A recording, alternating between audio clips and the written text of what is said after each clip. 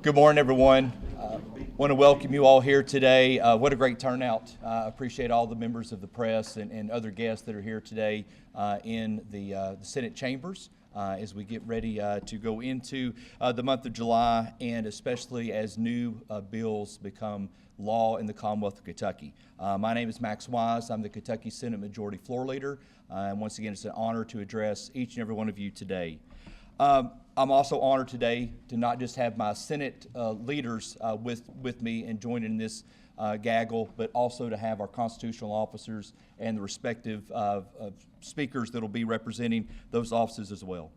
This Thursday, more than 100 new laws will take effect in the Commonwealth, each a product of thoughtful policymaking and a legislative process that I'm proud to help lead in the Senate chamber. Together, they reflect the core conservative priorities embraced by the Kentucky General Assembly, the supermajorities, and those priorities: lowering taxes, better schools, safer communities, and a government that serves the people. Some of our most significant wins are already delivering results. We've modernized how student athletes can benefit from their success. We've set guardrails around the use of artificial intelligence in state government, and we have reaffirmed that the legislature, not unelected bureaucrats, write Kentucky law. Looking ahead to Thursday, a new wave of meaningful laws will begin to shape our communities. We're strengthening protections for children against online exploitation and abuse, expanding the tools police can use to stop digital predators, and ensuring that school staff are trained to recognize and report signs of harm. We're also protecting families. New laws will prevent unfair treatment of parents with disabilities and support job opportunities for individuals served by our vocational rehabilitation system. Other changes promote safe recreation and local tourism by giving communities more flexibility with off-road vehicle use. We've reduced red tape and burdens on teachers and classrooms, and we're investing in better public health, like launching a new registry to support research into conditions like Parkinson's disease, which affects so many Kentucky families at an increasing rate. In spite of selective criticism, we've remained committed to the values our constituents have duly elected each one of us to champion and represent in our districts. And these aren't political gestures and never have been, but they're practical solutions and common sense measures built to make a difference in people's lives. They keep government in check, and our focus is on the right things. They support working families. They build stronger, safer communities across Kentucky. And if faithfully executed, these laws have the power to make Kentucky safer, freer, and more prosperous. But no law works unless it's carried out. And the people of this Commonwealth deserve more than signatures. They deserve follow-through. The interim is a time to prepare and not to pause. And as we work toward the next budget and road plan, the Senate will stay focused on solutions that work for all Kentuckians. I'm grateful for our constitutional officers, my Senate colleagues, and most importantly, the people of the Commonwealth that send us here to lead. And with that, I'm proud to introduce our Senate Majority Whip, Senator Mike Wilson, a legislator who has led in the education space, but also for conservative values and principles, and whose steady leadership has helped guide and gauge for each one of these bills throughout the chamber. Senator Wilson.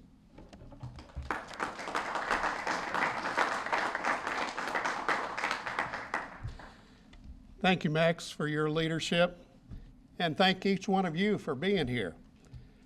As we reflect on the 2025 session, I want to highlight how we're strengthening Kentucky's workforce and restoring common sense to state government.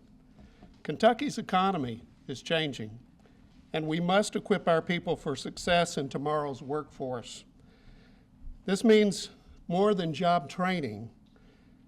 It means aligning our education with real employer needs, especially in high-demand fields like healthcare, skilled trades, aviation, and aerospace. The General Assembly advanced a slate of workforce-focused policies. We support veterans, transitioning to healthcare, careers, expanded licensure in trades and engineering, and modernized job safety rules to match federal OSHA standards. Senate bills also strengthened aviation development, improved vocational services for those with disabilities, and streamlined public safety hiring. These reforms remove red tape, unlock opportunity, fill jobs, and move people to well-paying careers. I want to highlight two bills in particular. The first is Senate Bill 2, which I sponsored and passed with overwhelming support in the House as well as the Senate. Senate Bill 2 restores our correctional system's transparency, medical integrity, and legislative oversight. Let me be clear. Kentucky taxpayers should not be required to fund elective transgender surgeries or hormone therapies for inmates, procedures that are medically unnecessary, ideologically driven, and unsupported by most correctional health experts. Our prisons are meant to provide necessary care, not serve the test sites for social activism. This bill ends the secretive policy that allowed these procedures to proceed without public or legislative knowledge. The Beshear administration kept this policy buried in internal memos. They were shielded from the public and you, the press, and we, the legislature.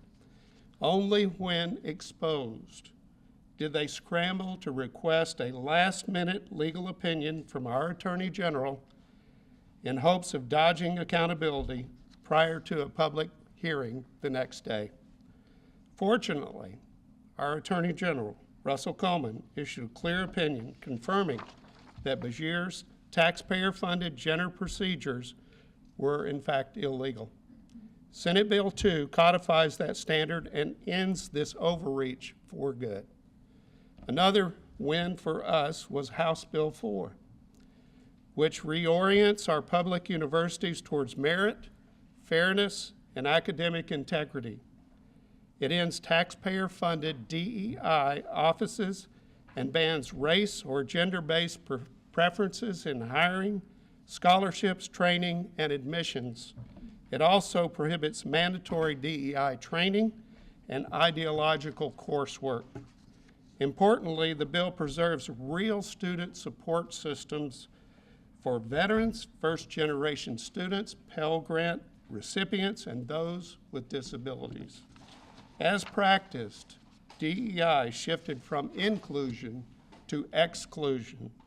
House Bill 4 restores balance by ensuring all students and faculty are evaluated by ability and character, not identity checkboxes. In closing, let me say, we remain committed to a strong, fair, and future-ready Kentucky. We'll keep standing up for working families, exposing hidden agendas, and equipping the next generation with the tools, not ideologies, that they should need to succeed. And now it's my privilege to introduce someone who's helped defend that vision. He is a principled leader serving Kentucky with integrity and dedication. Please join me in welcoming Deputy Attorney General Rob Duncan. Rob?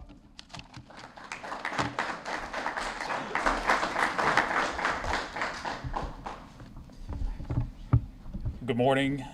My name is Rob Duncan. I'm the Deputy Attorney General for Kentucky. Thank you to President Stivers, Senator Wise, Senator Wilson, Senator Mills, and Senator Givens, and to the entire leadership of the Kentucky Senate Majority for the opportunity to join today's event. On behalf of Attorney General Russell Coleman, I'd like to take this opportunity to thank the members of the Senate Majority for their zealous collaboration with our office as we uphold the law and keep families safe. And we are grateful to have such strong partners in this effort. I'd like to briefly now just mention a few particular areas of collaboration between our office and the Senate Majority that are having an impact on Kentucky. First, Senator Carroll's Senate Bill 169, which gives law enforcement stronger tools to combat child exploitation in a digital age. Senator Carroll led the effort to modernize investigative tools to help us get records from social networks, mobile payment services, and cloud storage providers. We can go after the predators wherever they try to hide. And the Attorney General's Department of Criminal Investigations continues to do all that we can in the fight against online predators. We are ensuring that law enforcement has the tools necessary to protect Kentucky's children while upholding constitutional safeguards. Next, we recently announced Kentucky has recovered more than $1 billion from the companies behind the opioid and drug crisis. Since its creation by the General Assembly in 2021, the Opioid Abatement Advisory Commission has invested more than $85 million into prevention, treatment, and recovery efforts in Kentucky. The drug crisis touches every community in the Commonwealth, and the response shows that the collaboration between the members of the General Assembly and our office, the Commission is investing in communities to fight this crisis and to save lives. And finally, I'd like to mention a change that is coming next week to our office. On July the 1st, our office will take responsibility for Kentucky's child support services. We're grateful for the General Assembly in giving us plenty of time to assess Kentucky's existing program, and our team has traveled thousands of miles across the Commonwealth to meet with local child support offices and county attorney partners to gather firsthand knowledge on the program's operation. We know that we can continue to come to the members of the General Assembly to address any issues that we encounter, and Senator Howell's Senate Bill 244 is an example of that from this past session, and we will continue this collaboration going forward. Our office is committed to minimalizing the disruption for those that deliver child support services, and most importantly, for the children and families who depend on them. This is a no-fail mission for us, and the goal is to enhance the efficiency and impact of child support services, ultimately strengthening the financial stability of Kentucky's families. In conclusion, we are grateful for the partnership of the Kentucky Senate majority. We're eager to continue working with these leaders to protect the families in the Commonwealth. Thank you, and now I'd like to turn it back over to Senator Wise.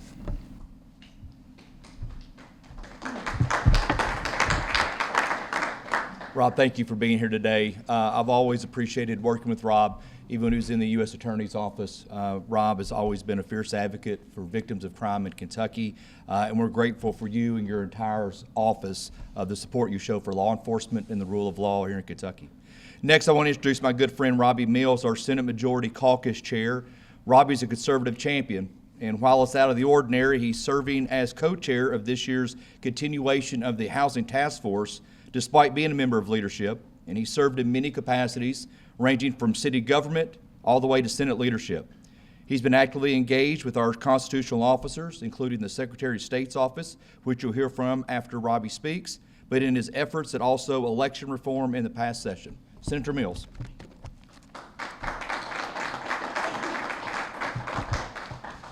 Well, good morning, and thank you, Leader Wise, for that introduction. I'm proud to be here this morning to highlight a few legislative wins from the 2025 legislative session, specifically in the areas of housing and election integrity. So I'm honored to serve in Senate leadership with these gentlemen to my right, and to continue to serve also as the co-chair of the Kentucky Housing Task Force, which for the second year will begin next Monday. Last year, the Housing Task Force covered a good bit of ground trying to understand the state's challenges, and we learned these three things. We're some 200,000 housing units short in the state of Kentucky. That deficit did not happen overnight. It's probably happened over the last 15 to 20 years, and other states, just like Kentucky, are struggling with this same particular issue. This session, we had several housing bills that were filed, and I'd like to highlight just two of them that go into effect this week that I believe will help housing development across the state of Kentucky. First is Senate Bill 25, which I was the primary sponsor. It allows industrial revenue bonds to be used as a financing tool for multifamily housing developments. Specifically, we think this is going to help housing units go up in our urban areas. Second is House Bill 321, and this limits planning and zoning appeals, and now only property owners within that same zone where the property is located can challenge a planning and zoning appeal. Hopefully this will speed development and development time dealing with infrastructure and the total development of housing. So We believe those two bills will help speed housing units into process from the state of Kentucky. We're also looking at several other things that I believe will end up in legislation next session related to housing, specifically because next year is a budget year. So now let's shift gears and go right to election integrity. I want to recognize Secretary of State Michael Adams, and he is not able to be here today, but I'll be introducing in just a moment his Director of Elections, Ms. Jenny Scutchfield. I've worked closely with Secretary Adams and Jenny over the past several sessions on issues of election integrity and reforms like voter ID, banning ballot harvesting, transitioning to all paper ballots, increased post-election audits, removing election equipment from the internet, video surveillance on election equipment at post-election, prohibiting non-citizens from voting, and expanding in-person voting in voting centers. And specifically this year, we did three things. We tightened the voter ID law, the secondary ID, we tightened that. We created within the AG's office a unit of elections and investigations and security. And thirdly, we prohibited foreign influences in elections. So we have been, the Senate majority has been very active with the Secretary of State's office in election integrity, and we plan to continue to be active.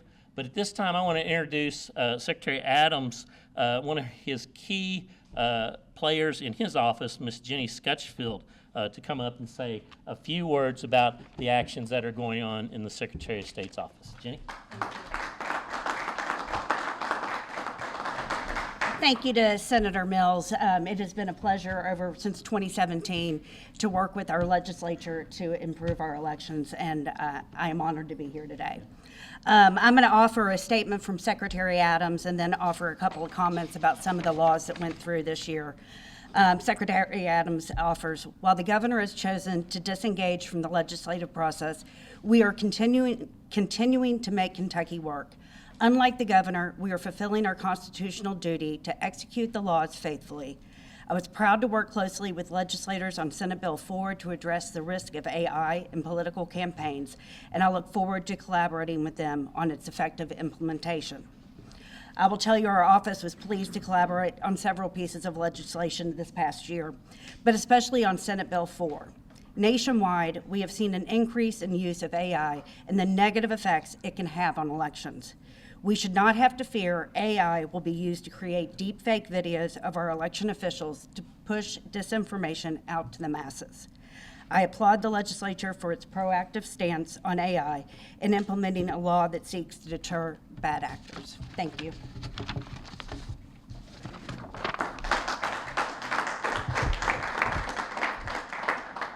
Jenny, thank you. Thank you for your work and the integrity that you bring to your position in the Secretary of State's office.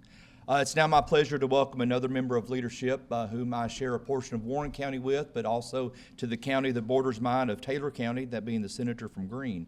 Senate President Pro Tem David Givens is perhaps the most thoughtful lawmaker in the Kentucky General Assembly. He's passionate about finding the best solution to our complex challenges, and he does so with a steady hand. And I'm always impressed by what Senator Givens brings to our legislative discussions.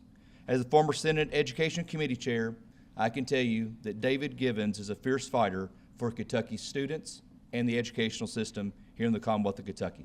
Senator Givens.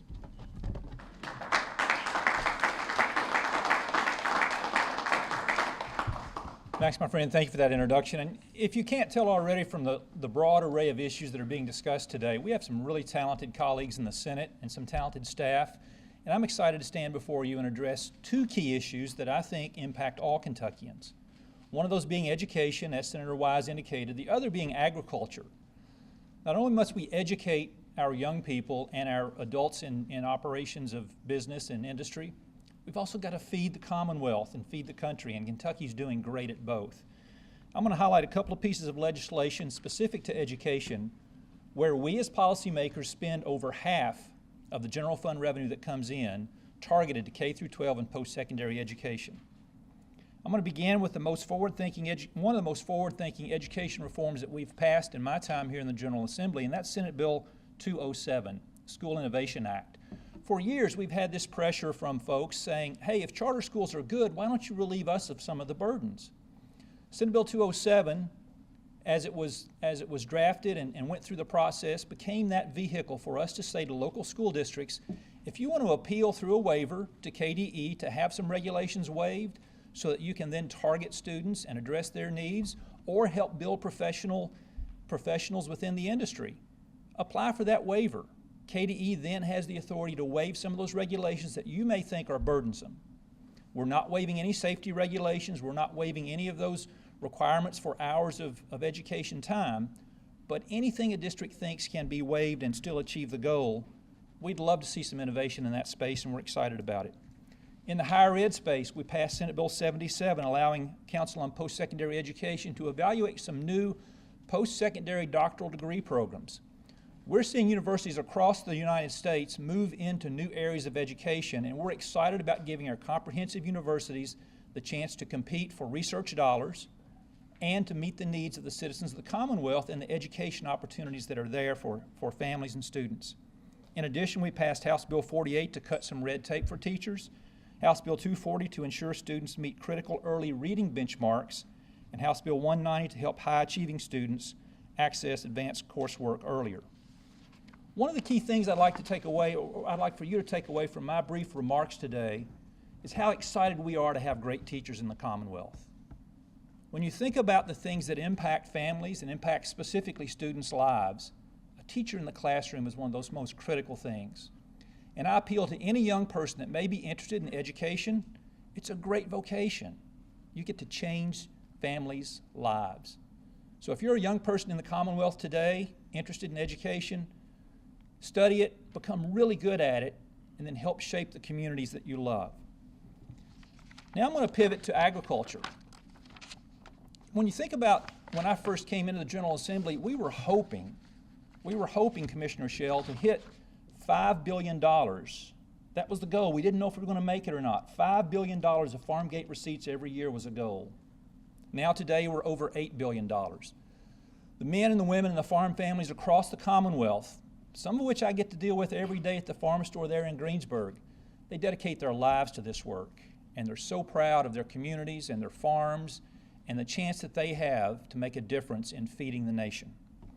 We focused on some legislation, modernizing regulations, strengthening rural communities, and protecting our farmland. And we've got a great leader in that space, and I'm excited to introduce and bring to the podium next to make some remarks, our Ag Commissioner, Jonathan Shell, who's leading day in and day out in moving Kentucky agriculture into the next century.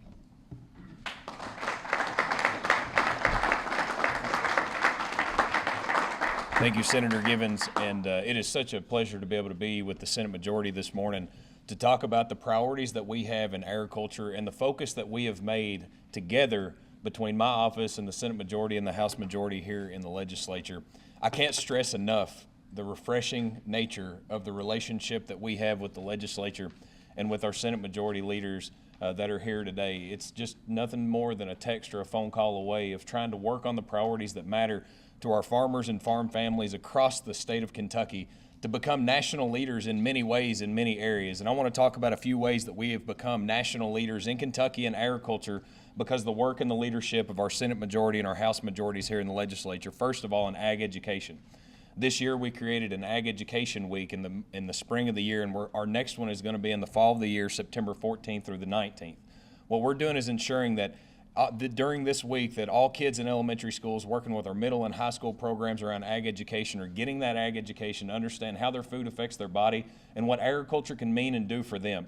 We can educate our kids not only just on math and reading and science, but also on agriculture that can enhance that. When you think about relevant learning, agriculture is relevant learning. We find that test scores go up, that learning ability goes up whenever they can find that relevant learning, and that's what agriculture education can do for our elementary school kids across the state of Kentucky, and I'm grateful for the support that our Senate Majority leadership and our House leadership has had on that effort.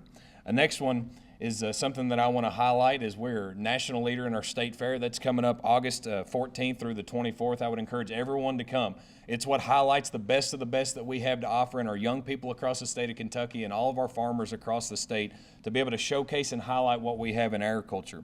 Another way that we are a national leader in Kentucky is around our school nutrition programs. We have to do better. And what we need to do is to really focus on this. We are not a national leader in this, but we are going to be.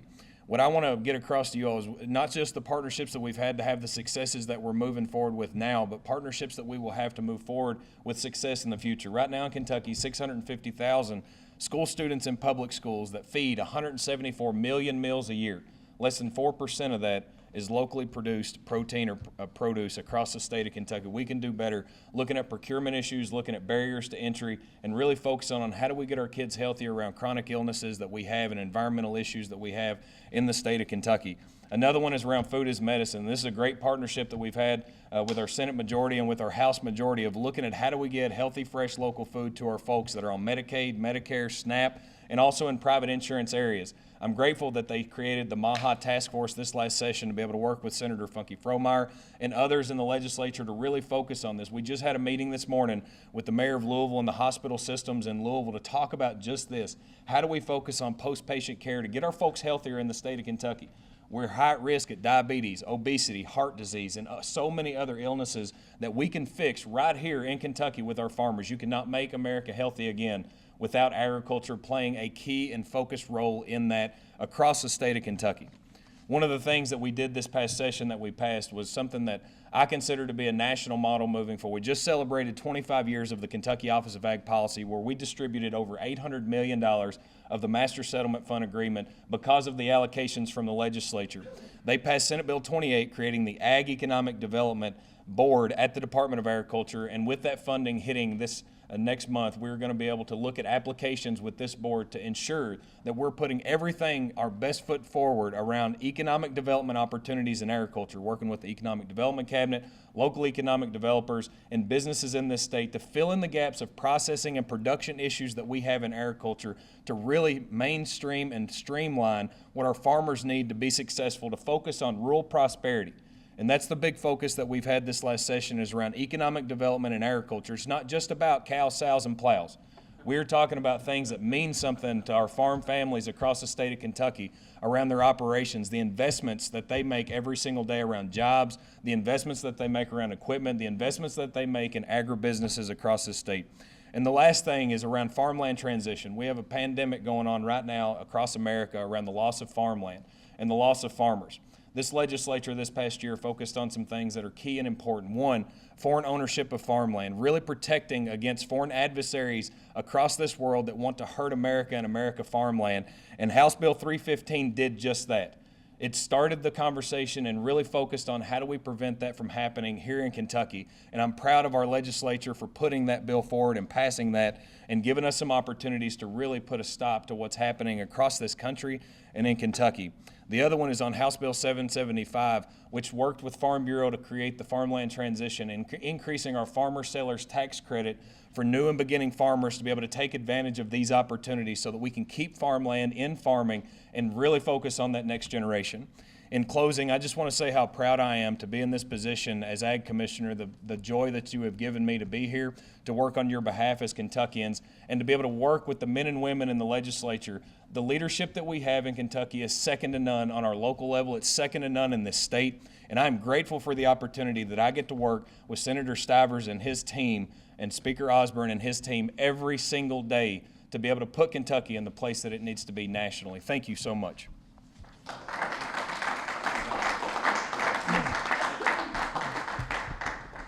Thank you, Commissioner Shell. Appreciate your leadership. And even though we're in the last week of June, fall will be soon approaching, and there's no better pumpkin farmer in the Commonwealth of Kentucky than Jonathan Shell and the Shell Farms. It's my honor to introduce Kentucky's 39th State Treasurer, Mark Metcalf, a decorated veteran, an experienced prosecutor, and a former federal immigration judge. Treasurer Metcalf brings decades of legal and public service experience to his role. He's been a tireless advocate for fiscal responsibility, financial literacy, and protecting the integrity of our public pension systems. Treasurer Metcalf. It's a pleasure to be here today. There is no place I'd rather be than sharing the good news about Kentucky. First of all, President Stivers, thank you and your great team. The House Majority Leadership has done, and the Senate Majority Leadership has done so much to advance the interest of Kentucky. This year, the Treasury was proud to support bold and meaningful reforms. Senate Bills 9, 10, 183, and House Bill 342. These laws go beyond good policy. They embody decisive leadership and a shared vision for a more accountable, more transparent government for our people. These measures put families first, taxpayers first, retirees first, and Kentuckians first. Each of these measures expands oversight of public funds, demands clarity from state agencies, and equips the next generation with the tools of financial literacy. They uphold the legislature's rightful role in charting the future of our great Commonwealth. They protect the hard-earned money of the people we serve. These reforms, carefully crafted by the General Assembly and now enacted into law, stand as clear reminders that when conservative leaders work together, Kentuckians win. The unity we show here today reflects something deeper than shared priorities. It demonstrates a commitment to preserve legislative authority, to respect the rule of law, and to ensure that Kentucky's government lives within the means of its people and acts within constitutional boundaries.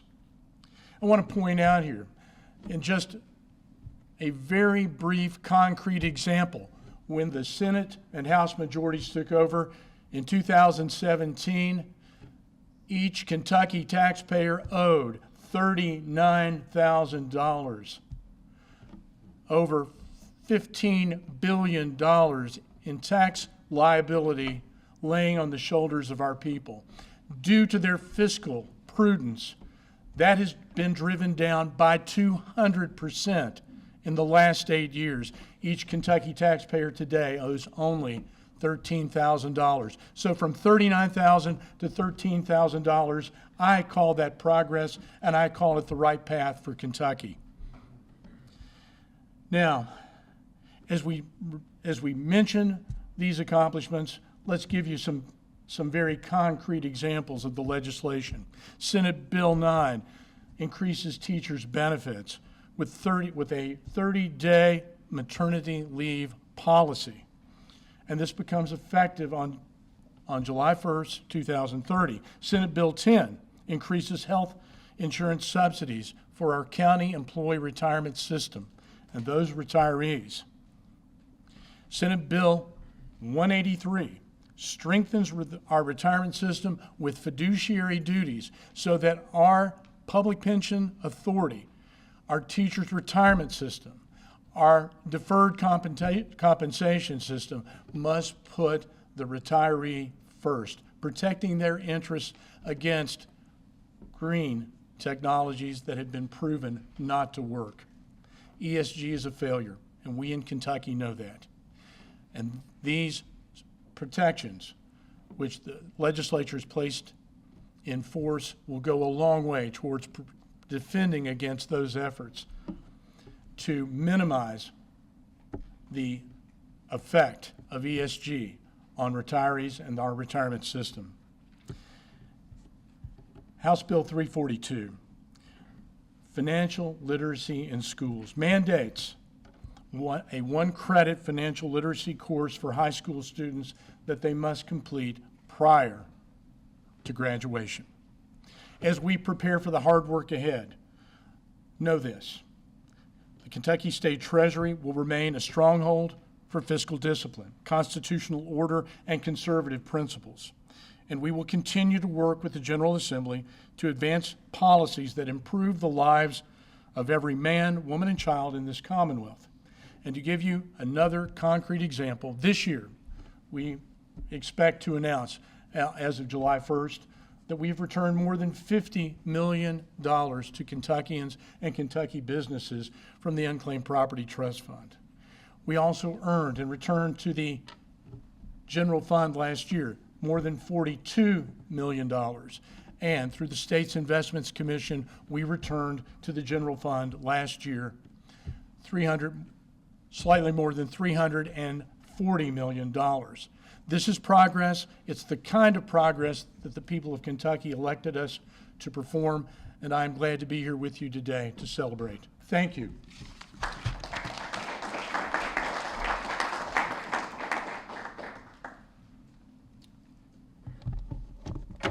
Even though our auditor could not be here today, it is an honor to have with us the Chief of Staff, Lauren Ferguson. Lauren, if you would make your way.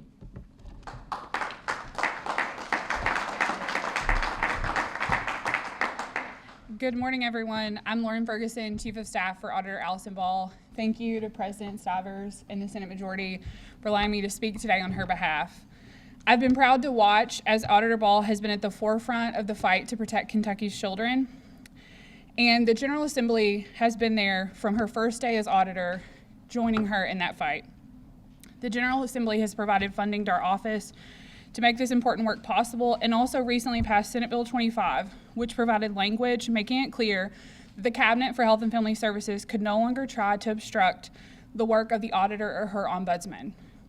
The bill also increases oversight of Medicaid and child welfare programs, an important addition. Auditor Ball and the General Assembly have seen the need to audit several statewide institutions that directly impact the lives of Kentucky children.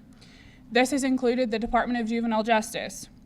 And in this audit, Auditor Ball pointed out that Beshear's his Justice Cabinet was allowing for cruel levels of tasing, pepper spraying, and isolation of Kentucky's children. Some of these rates were even higher than those allowed for adults in prison.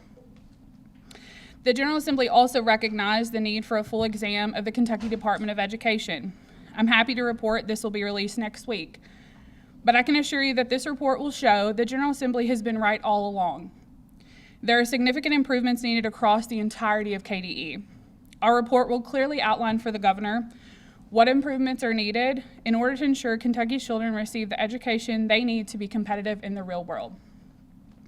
Senate Bill 25 also made it clear that CHFS can no longer obstruct the auditor's ability to get the info she needs to figure out why foster children are sleeping in office buildings. Early on in our efforts to bring a stop to that, we also realized that CHFS was not carrying out the law passed by the General Assembly to provide needed support to Kentucky's kinship caregivers. This is particularly alarming because studies show that when children can't be with their parents, kinship caregivers are the next best place for those children to be. The General Assembly passed a law to make it easier for these caregivers to step in and have the support they needed to protect vulnerable children they care about. Unfortunately, the governor has made it clear that he was unwilling to execute that law. We began an intense investigation into the inner workings of CHFS's finances to determine that they could afford to execute this law. CHFS refused to comply with our requests for interviews and information, and that's why we're in court right now. When the General Assembly passes a law meant to help children, we should all be working together to make sure it's followed.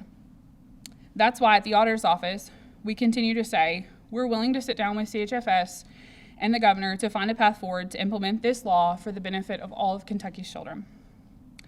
This year's Senate Bill 25 also requires a full examination of the Kentucky Communications Network Authority, which is in charge of completing the Kentucky Wired project. Once again, the General Assembly recognized the need for high-speed internet across all of Kentucky. As we continue to move into a more technological world, this is essential. It's essential for competition, it's essential for our children, it's also essential for our local hospitals, and ensuring that people have the necessary technology to receive care. At the auditor's office, like the General Assembly, we want to figure out how, after significant funding going into this, the project is still not finished, and based on recent litigation, we've seen that it may be even further from the finish line than Kentuckians previously realized. Last but not least, we're also right in the middle of a special examination of Jefferson County Public Schools, which was funded by the General Assembly, and will soon begin an audit of the Fayette County Public School System. Thank you again to President Stivers and the Senate Majority for supporting this important work that benefits Kentuckians, of all ages, but importantly, Kentucky's children. We look forward to the collaboration to come, and we're thankful for the important work of this majority. Thank you.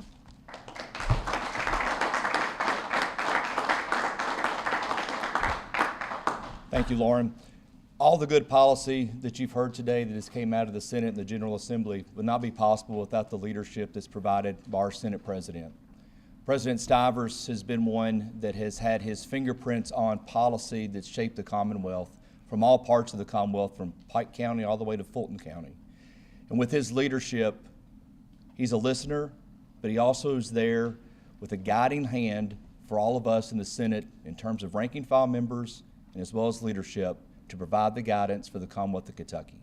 And it's an honor today to recognize and introduce my good friend and our Senate President, Robert Stivers.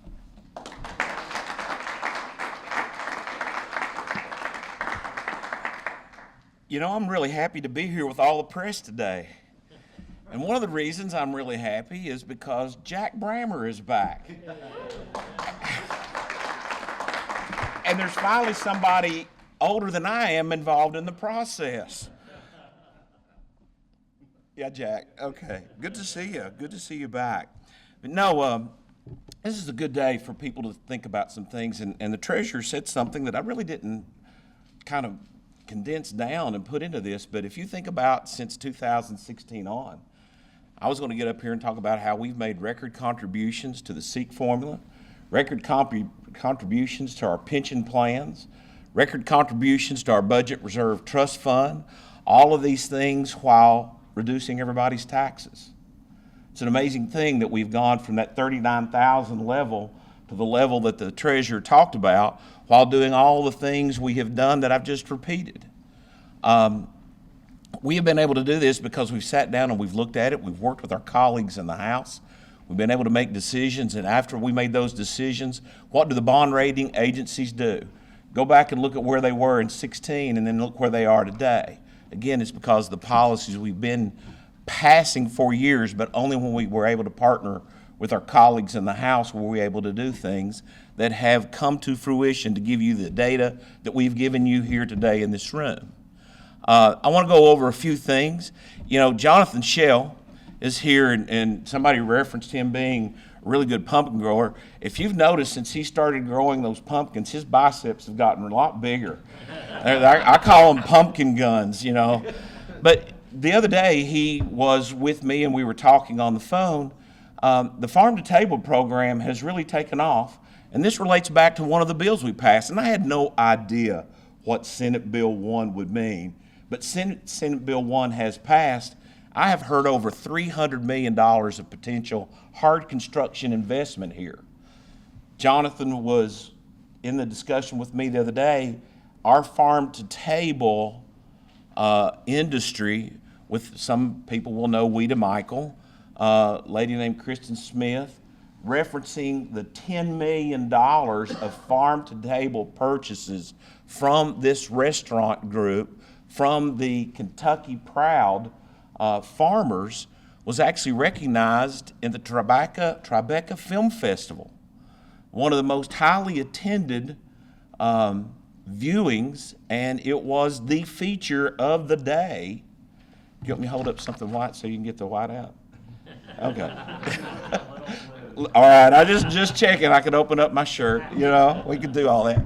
But it was the most heavily attended feature of the day in New York, which emphasized from the position of our agriculture community, our community of great restaurants and how we are a good food state, to the policy of bringing in a new and diversifying industry that we've not had. And so working with groups of people like this across the board, these are the types of things we've done. As we sat here and you've heard us and you hear me, as we talked about various bills, we were leaning back and forth among each other saying, that was a really important bill. This is a really important progress, be it in education, healthcare, wherever it may be. But we are really proud to sit here and think about where we have been able to take the state of Kentucky. And it has been in a working relationship with the House and our other constitutional officers to put us in a position that I have not seen in my 29 years. You know, we walked out of here sometimes without very little, if any, budget reserve trust fund, but now we're sitting on record trust fund. And I want to go back to something when we say this, when we start talking about reducing your taxes and investing. Yeah, I've told you about the pension system. I've told you about the SEEK formula, record budget reserve trust funds, our bond rating agencies, but we're still able to go into doing things where we can bridge an urban-rural divide. Commissioner Shell, or Secretary Shell, Commissioner Shell, I guess is the better way to say it, he talks about the state fair. Where is the state fair hosted? Louisville. What have we invested in Louisville? Over $400 million to upgrade that, to help the city of Louisville, but also be a center for a place where we can have quality exposition and acknowledgement of our farm industry. You know, think about the linkage. It didn't happen by just happenstance that we did that. It's the connections and collaboration and communication between our elected officials and the legislature, for which we set the policy, we write the budgets. So I think we have a very good position to go into the next session, the budget session, our discussions that will take place. We will get to close out this 10th of July on what our revenues are, and I think you will see that they've come in pretty close to what was approximated. For all the naysayers who are saying, well, wait a minute, we're eroding our budget and our funding streams, understand that yes, we are doing another 0.5% cut, but if you think quantitatively and can quantify that, well, if you think that we should have a 0.5% reduction in our receipts because we did the 0.5% cut, it's not true. Because we are growing our base, we are being more prosperous in this state, more people working, more people paying taxes. And that's because of the policy we've done. If you want to see another example, I go back and we've heard a lot of the things about the bourbon industry. Look and see when the bourbon industry really took off. It was back in 14, 15, and 16 when we did the tax reforms, cut taxes, but grew the base and actually taking in more revenues. Put in policies in place to make sure they become tourism meccas, and they have become that. So when you see the policies and processes that we have passed over the last several years and hear where we are going, then this state of Kentucky has its brightest days ahead of it. So with that, I want to thank my colleagues that are in the executive branch, great group of guys over here and gals that we work with. And let's, you know, I see Shelley Fromeyer here. Let's make one other little distinction and connection. When we hear about all the things related to Medicaid, and we know we have poor health care indices, and we want to make sure that health care is accessible to all the public, but we also want to work on those things that Commissioner Shell was saying about how do we have more healthy lifestyles. If you want to think about reducing people's access to health care in the natural way, then you live more healthier lifestyles. You put fresh produce on the table or in front of individuals. This will help with the A1C, the blood pressure, all the other healthcare indices that we have that are poor in this state. So that's just another example of how we link Medicaid, agriculture, healthcare, and a healthier society to come up with policy that is good for this state. So with that, thanks to all my colleagues up here, and I believe it's now time to answer one question. And if it's a tough one, I'll pass it off to the most thoughtful, deliberate person in the legislature, David Givens. Come on up. Who's got one? Caroline, you always have one. Okay. Yes, ma'am. We heard from the auditor's office that there are still bills that the governor says that he doesn't have the money to enact and that he's not going to enact them. He had a list for this year too. Some of them were emergency, but some of them go into effect, this week. What are your thoughts on that? First off, we've talked about this before, but and also, are you taking that into account as the new budget cycle as we start thinking about that? We're very much taking that into account in how we draft a budget. We've had discussions with the House. If he wants a self-effectuating line item budget, we can give that to him. But what I also want people to understand, I think you heard Senator Mills just talk about some policies that we stopped in the corrections area that were not authorized and the Attorney General said were inappropriate. He can find money for that. He can find $65 million to expand certain services that we didn't authorize, but he can't find enough money for kinship care. And understand what kinship care is. No better person to take care of a family member than their relatives, their kin. And he won't find the money for that. He's got more than enough money to do it.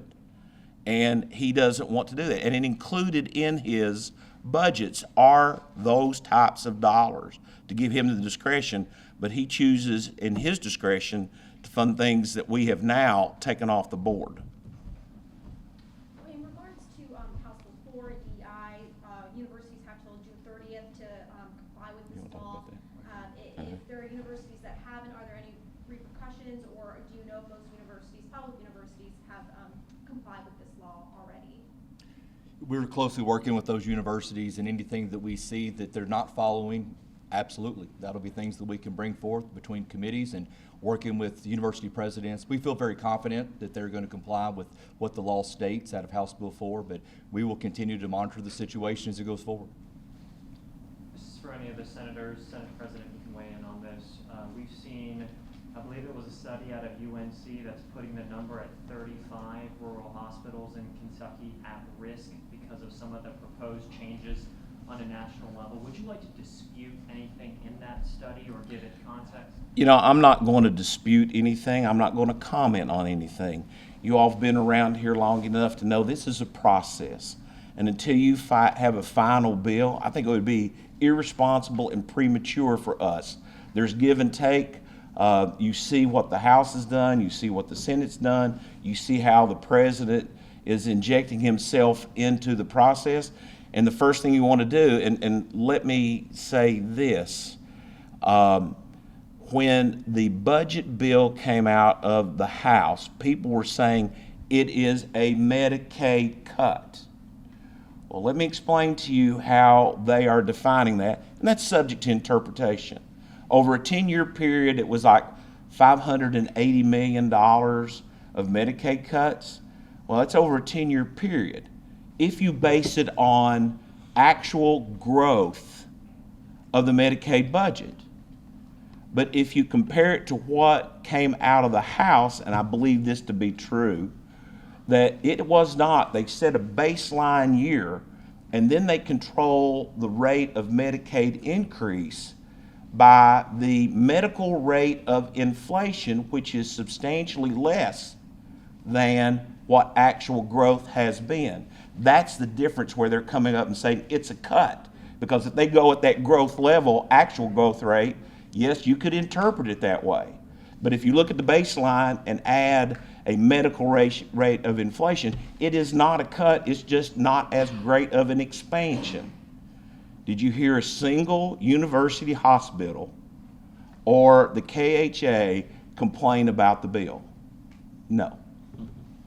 Is there anything that some of these hospitals should have to prepare for? I know the bill's not a final deal yet, but is there anything you'd like to recommend some of these hospitals do? I would think they would want to talk with our group that's in Moab that we just created, the Medicaid Oversight Advisory Board. I would also talk to them about what both House and Senate agreed on about how do we develop a more healthy population, which is where I referenced the Make Kentucky Healthy Again. We need to be more active. We need to be eating better foods. We don't need to be paying for prescriptions when we could have better healthcare indices by more healthy lifestyles. And they should be promoting that, and a lot of them are. I've seen the programs, prescriptions for food box, yeah. Could I ask about Senate Bill 181? No, we're gonna wait, because you already had one. We're going to. At this point, do you think there will be a need for a special session to address storm damage or anything like that we saw this year? Yeah, I mean, I'll comment on that. I mean, we really don't, we're waiting to see what the governor's numbers are and the money that has been allocated for these specific events, and see how we've been addressing it, how the executive branch has been addressing it. I mean, there was quite a substantial amount of storm damage. It does take time to recover, and we've got a few months and we're back in session. So I think we're just in a wait and see mode, see the numbers that the governor gives us and says, I think I need X amount, and we'd probably have a response back to that. But right now, we're just kind of wait and see. And I think, David, we had $200 million that's accessible to him over the next 6 months. Yeah. And if he needs more, we can do a one-day session, waive second readings, and have something to him within days if needed. When we heard about this through the press conference he had, the very next day our staff reached out to John Hicks and said, start delivering us numbers as soon as you get them. And so that's processes there. Is this place ready for a special session? Jack, we're always ready in the Kentucky General Assembly. If you're talking about the physical structure we are currently in, yep. Yes, it will be ready July 1 to flip the switch and have anything necessary done in it that we need to do. I'll ask about Senate Bill 181. Okay. Have you heard complaints from Kentuckians about a traceable communication between students and coaches and teachers? And how would you respond to that? I'm not for sure if it's complaints as much as it is maybe misinformation and trying to understand what the law is. The intent of Senate Bill 181 is about child protection, it's about student safety, and it's about communication between school employees and parents. And so with that, I think anytime we pass any type of legislation, it initially rolls out. As we get closer to Thursday of it going into effect, there's a lot of questions that remain around about the legislation. I will say I've had some great conversations with teachers in my school district of just trying to explain what the bill does and does not do. I think anytime we're looking at waivers that can be done at a local level, it's working closely with our superintendents and our school boards as we go forward with this.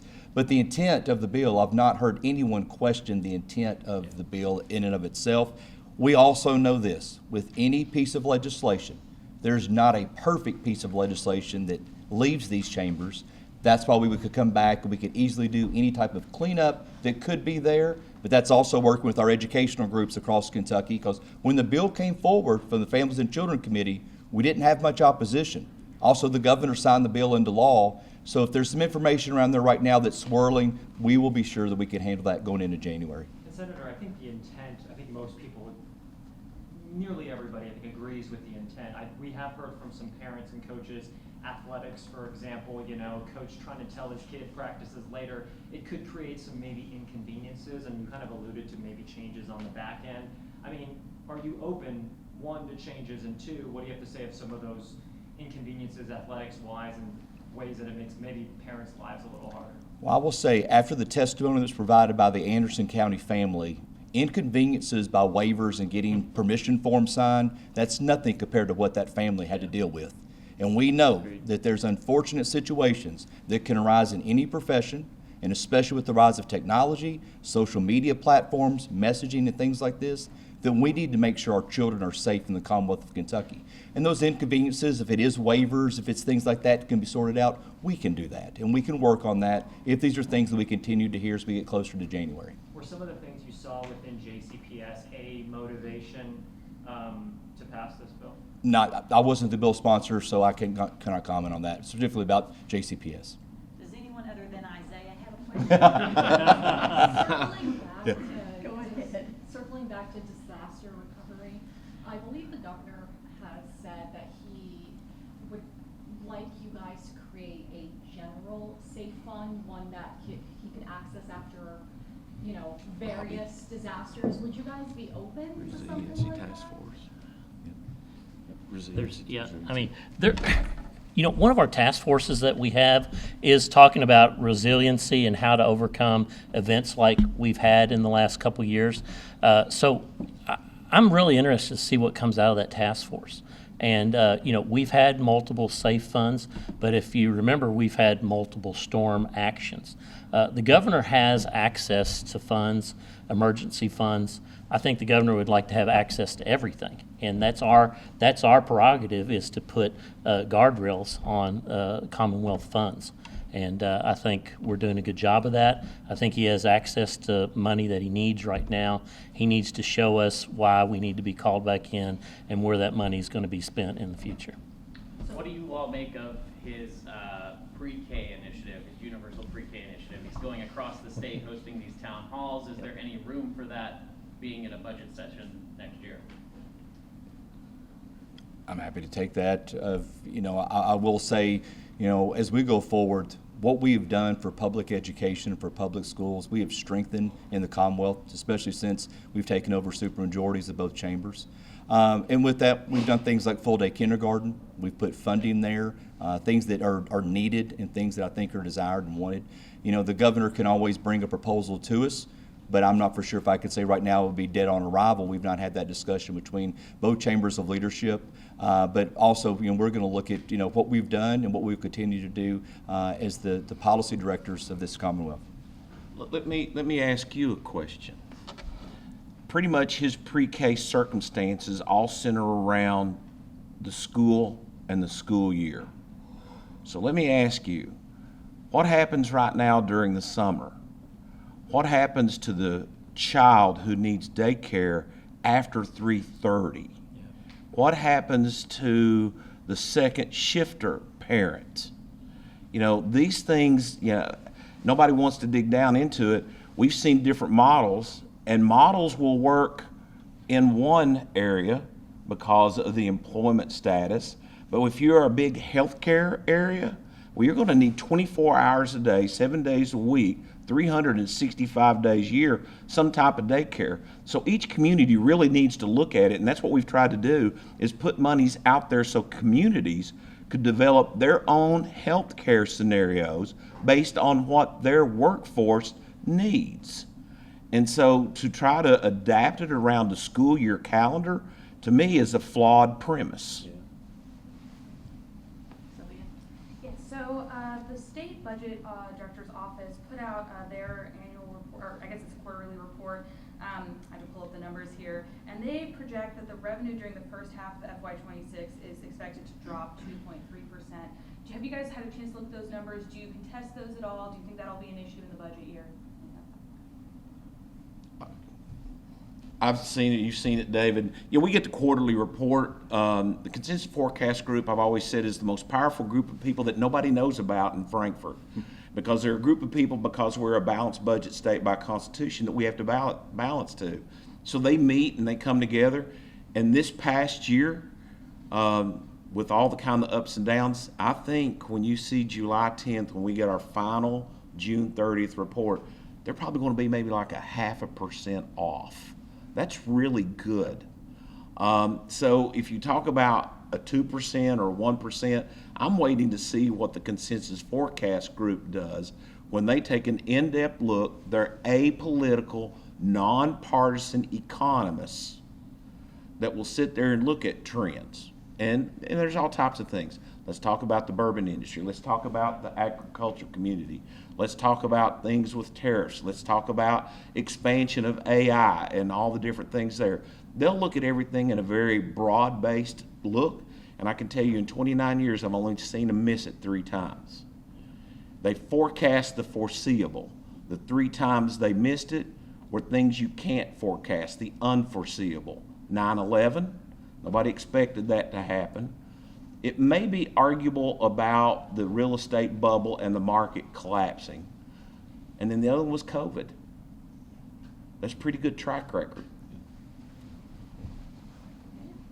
Can you describe what's been like operating out of temporary chambers so far? Max? David? This is my first step in the Senate chambers as of today. I missed the tour that was given to many of our other members that was recently done. But as you can see, it's going to be quite different. Also in terms of the sound and the acoustics and some things like that. I think President Stivers and I As you know, being on the floor here, we communicate the most back and forth to each other. So that will be something we're getting, used to. But it is temporary. But I also want to give so much credit, to the visibility and also the infrastructure of how they were able to set things up. I think it's important to see, you see all the cameras that are here. I think public access is still going to be 100% to the process, and KET is going to be here broadcasting, and so I think that's important as well. Is there a gallery somewhere else? No, so no. I think what the discussion was, we could have built a gallery, but you think about expensive. This is already expensive. We have our 6th desk here for the media. I'm gonna go back and pick on Jack Brammer that he has sat at many days. But we've done streaming. We're gonna have rooms set up to where the media will have access here. The public will be in rooms, I think the 2 larger rooms at the far side, so they can see everything as it is live streamed. But we would have had to spend on a temporary structure millions and millions more if we had put galleries in here, and that just didn't seem like a relevant expenditure that we wanted to incur. But there is a space for that in the Who? building. For the public. In the existing annex. Yes, an annex, yeah, not at this, you're basically seeing the building, you're seeing it. Just big enough to hold the chamber. Mr. President, would there be room for like a joint session? Where would that be? In the house. In the house? Okay. And what about, in here, I just want, are there sprinklers in these buildings? I'm imagining it meets code. Yeah. And a clock. Yeah, And a clock. and a clock. That's right. We need to bring the clock from. Well, what happens to these buildings once you go back to the Capitol?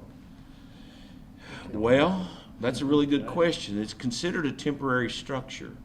We had to, and I want, this is something I'll give the past 2 administrations credit for, because on many occasions, I've not necessarily agreed with them. But you've got a 115-year-old building sit there, which sits across the street, which is iconic in nature, rated one of the 10 best capitals in the United States, and is on the historic register. When you get into renovating old things, be it individuals or houses, Jack, because I just went through surgery. It cost me a lot to renovate my arm. So you get into there and you find out things you didn't know, you couldn't see. So we think we understand from what we can. We hope that this will be about a 3-year run here. We hope. But until you get into that style of structure, you do not know until you're actually in it whether you'll have to do more or less. So it's something that we think we know. We've done the best working with the current administration and the prior administration in coming up with a game plan, and this is the plan. That's a great segue. President Stivers has offered to hang and give a quick tour of our side of the chamber, so any press who would like to stick around for that. We'll wrap up now, unless there's one more question out there. You said, you mentioned that these are temporary chambers and that when you renovate an old building, you find more damage or things that are gonna cost extra than maybe were expected. Do you anticipate staying within that $300 million budget? You said we expect. We don't expect anything. We don't know what to expect.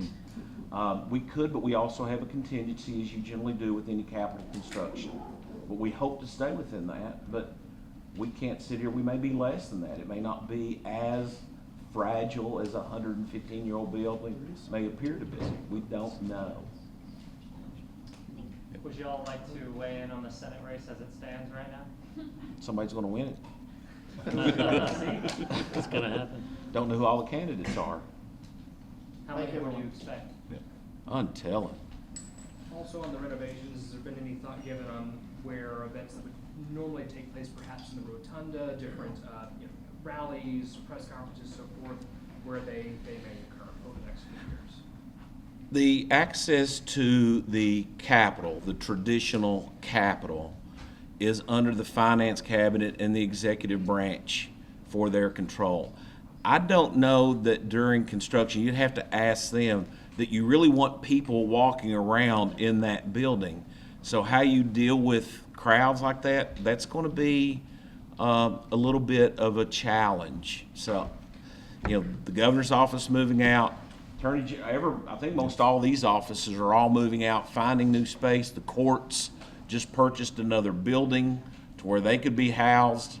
But I don't think you want people walking in or having any type of rallies in the rotunda when that actually is probably one of the areas that most needs renovation. Well, is there like a preferred alternative space? No. Okay, so that's a wrap for today. If anybody would like to stick around. Thank you all. Thank you.